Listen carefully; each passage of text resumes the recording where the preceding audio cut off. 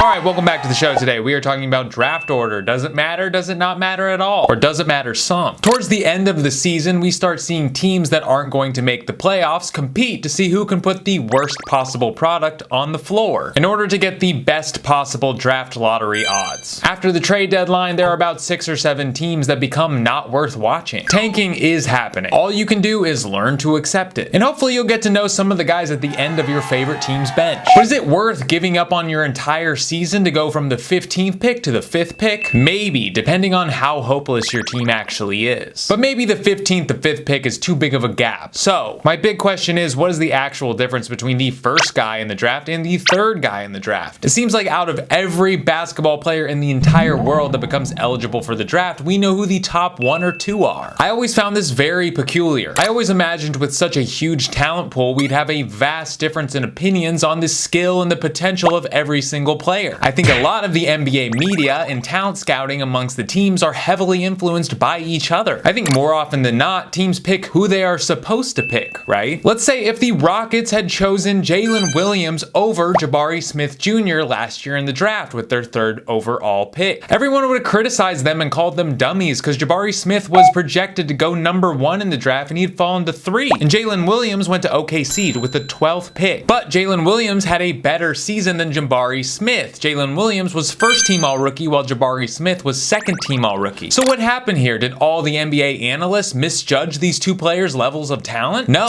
probably not. They all watched tape, they all saw them at the combine, and they all worked them out. Certain factors weighed into their collective projection and rank. Okay, then did Oklahoma City have a better development program than the Houston Rockets? Yes, I think that's part of the reason that Jalen Williams right now is a better basketball player than Jabari Smith Jr. We're gonna get into all the reasons that I believe the draft order is less important than people make it. Having a ceremony where we all gather around and watch lottery balls get picked feels like a bit too much pomp and circumstance for an event like that to warrant, to me. But before we get into draft order odds, I want to talk about the idea of missing out on a guy. When one team picks a player over another player and that player becomes better than the player that got drafted higher. As if certain players would have had just as much success had they been on a different team. Let's take the example of Kawhi Leonard. Kawhi was drafted 15th overall, he was not a lottery pick, and he was traded on draft night from the Pacers to the Spurs for George Hill. Needless to say, Kawhi was not a highly sought after draft pick. He was seen as an athletic guy, had a strong work ethic, could get you some rebounds, play some solid defense, but that's about it. And now the only players that got drafted above him that probably have a career you could make the argument was better than Kawhi's is Klay Thompson and Kyrie Irving. Oftentimes you'll hear people lamenting that they could have had Kawhi, but their team picked Jimmer Fredette or they picked Enes Kanter. As if Kawhi would have brought a team like the Detroit Pistons a championship in 2014 like he did the Spurs. This is just not true. Kawhi is one of the most notable draft misses, but I have to say the Spurs did a great job of scouting him. The Spurs already had a lot of depth at their guard spot, and they knew their team was getting older. So this is the beginning of why I believe the draft order doesn't really matter. If you are a competent organization, you'll be able to recognize which player in the draft is best for your team. The Spurs knew Kawhi wasn't much on the offensive side of the floor. That was fine with them. He needed to take tough defensive assignments and let Ginobili, Parker, and Duncan get all the points. That was fine. And in a few years, they were hoping maybe Kawhi would develop the offensive side of his game, which he did. A lot of times, teams make the mistake of drafting the most talented player available, regardless of personality or skill set. This is common wisdom amongst the league, but I think it's actually a little bit foolish. The reason you would draft the most talented player available is because he becomes an asset. But more often than not, teams don't take him as an asset and trade him. They just end up keeping him even if he's redundant or he's not on their timeline. Let's take the example of the 76ers in Joel Embiid in 2014. This is what I call a stupid decision that worked out because of dumb luck. The previous 2 drafts, the Sixers had already picked centers with Nerlens Noel and Jahlil Okafor. To add another young center to their roster felt a bit weird or dumb, especially an injury-prone one like Joel Embiid. Players like Marcus Smart and Julius Randle were available and probably would have fit a need more quickly and been a little more dependable. If the Sixers were thinking, hey, we'll draft Joel Embiid, and if he's really good, we'll trade away Noel and Okafor, then good on the Sixers, because that's exactly what happened, and they did. But if you told me that was Sam Hinkie's plan all along, I wouldn't believe you. The Portland Trail Blazers kind of did the same thing in 2007 when they drafted Greg Oden. They already had a starting center, and they drafted LaMarcus Aldridge the year before, who could double as a center. I think they felt pressured to draft Greg Oden because he was projected to be more talented than Kevin Durant. I recognize that Kevin Durant probably would have been a a little bit redundant as well on the Trailblazers, but to draft a dynamic player like Kevin Durant seems like a no-brainer. The truth is, there are a lot of players that get drafted really high but turn out to be total flops because the team doesn't really know what to do with them or how to develop them. I really pity players like this because they don't have any control over where they get drafted. And the first few years in the league are the most important to your career. Anthony Randolph was drafted in 2008 by the Golden State Warriors, but they really had no plans for him. They made him play different positions, they made him play with different units, he never had any consistency, and he was never able to develop into an NBA player. I think a team right now that is not doing a great job of developing their young players is the Detroit Pistons. The Pistons have been getting really high draft picks for the past 6 or 7 years, and they haven't really done anything with them. Cade Cunningham is solid, but we have not seen enough of him to get a good assessment. I'm talking about players like Killian Hayes, Demboya, Stanley Johnson, or even players that the Pistons have got on a discount because they didn't work out at other places. The Pistons are trying to develop Marvin Bagley and James Wiseman, two players you probably forgot were on the Pistons. The Pistons, much like the Rockets, are a team that should be getting these young players lots of playing time and experience so that they can grow their skill set and become really good Pistons or trade assets. Draft order doesn't really matter because in the grand scope of things, rookies aren't really good players. They're mediocre at best. Even like a Paolo Banchero is a good player, but he's not an all-star. He's not on that level. These rookies don't really have any value unless you develop the talent that's already there. The obvious #1 pick in this year's draft is Victor Wembanyama. Him and his family were asked if they had a preference to where he'd be drafted, and they say they'd be happy anywhere. I respect them for being diplomatic, but I'm sure they're a little bit concerned that he might end up a Houston Rocket. A team by all sources inside the organization and outside the organization saying it's a cluster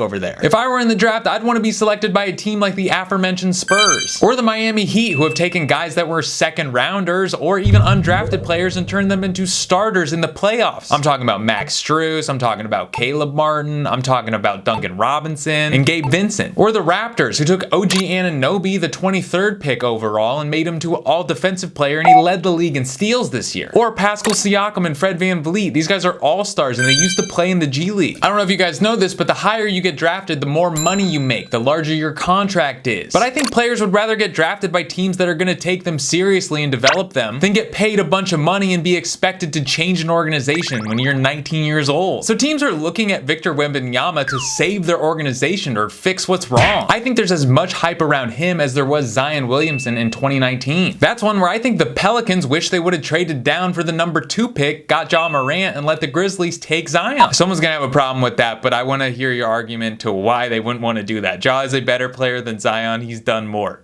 That's a tangent. Let's go back. Both Zion and Victor have health concerns regarding their physique, Wembanyama being freakishly tall and Zion being freakishly heavy. Personally, I think the stock price for this year's #1 pick is way overblown. It's way overvalued. Victor Wembanyama is going to be good, but he cannot meet those expectations. They're crazy. I think whatever team gets the #1 pick could get an insane haul back. If I was running a team, I would trade down, as crazy as it sounds, for a different pick and let someone else take Victor while I take maybe the 2nd pick and a couple first rounders. I don't know. Sure, I'd miss out on all the revenue from all those Wembanyama jerseys, but I'd probably make the playoffs for the next couple years. The point is, these bad organizations aren't missing. They're just picking good players and not doing anything with them. They stagnate. They go to waste. They go to Europe. They go to China, and they can't play in the league anymore. It's the organization's fault. And it really sucks for the players. I wish there was a little more agency for the player to have to pick the team he wants to be on. Well, that's my point. That's the video. Be good to your mothers. Eat your corn dogs. It's hot in LA.